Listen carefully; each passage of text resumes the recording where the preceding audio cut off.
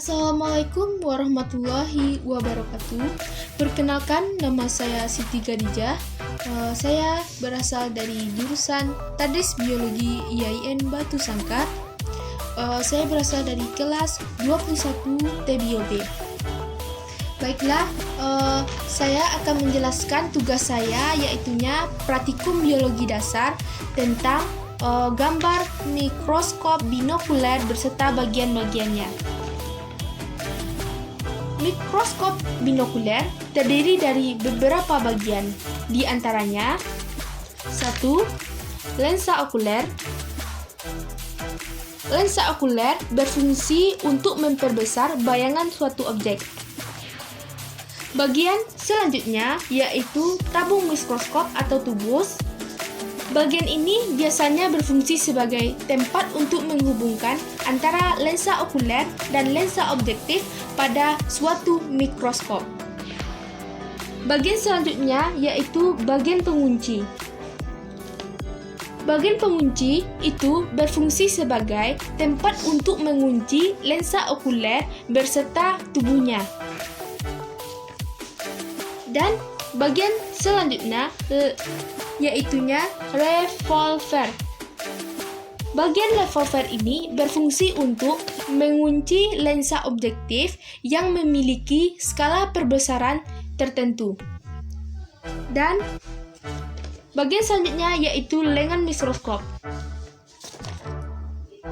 Lengan mikroskop berfungsi untuk memegang tempat untuk memegang mikroskop dan untuk menyesuaikan mata pada lensa okuler pada saat melakukan pengamatan dan pemegang saat melakukan pengamatan. Dan bagian selanjutnya yaitu lensa objektif. Lensa objektif berfungsi sebagai tempat atau biasanya lensa ini diletakkan di atas meja persiapan pengamatan yang kita lakukan. Bagian selanjutnya yaitu jepit meja prepat. Jepit meja prepat ini berfungsi sebagai tempat untuk menjepit kaca saat pengamatan dilakukan. Dan bagian selanjutnya yaitu skala prepat. Skala prepat ini biasanya difungsikan sebagai tempat untuk mengatur skala atau perbesaran-perbesaran mikroskop saat digunakan. Dan bagian selanjutnya yaitu meja prepat. Meja prepat ini biasanya difungsikan sebagai tempat di mana sampel yang kita amati itu diletakkan.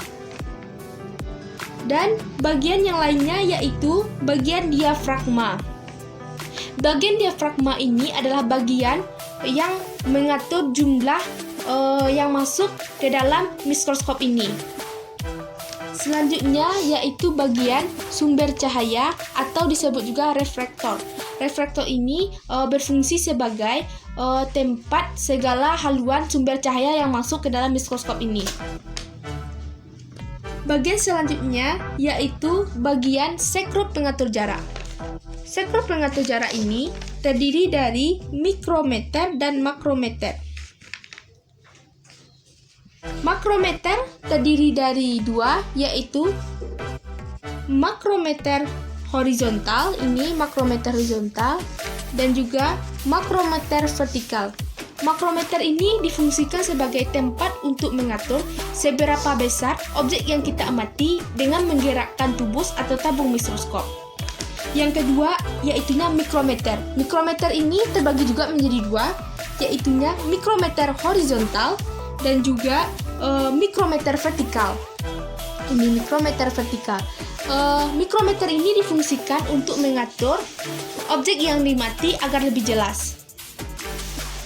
Selanjutnya yaitu bagian saklar hidup atau mati atau disebut juga dengan switch lampu. Fungsinya adalah untuk menghidupkan dan mematikan lampu saat mikroskop digunakan. Selanjutnya yaitu bagian pengatur cahaya. Bagian pengatur cahaya ini berfungsi untuk mengatur kecerahan saat mikroskop ini digunakan. Dan bagian lainnya yaitunya dasar mikroskop. Dasar mikroskop ini adalah tempat untuk menumpang keseluruhan bagian dari mikroskop. Dan yang terakhir yaitu kaki penyangga. Kaki penyangga ini adalah menumpang dasar dari mikroskop itu sendiri. Baiklah, hanya itu yang dapat saya jelaskan tentang mikroskop binokuler beserta bagiannya dan juga fungsinya. Saya sekian, terima kasih. Assalamualaikum warahmatullahi wabarakatuh.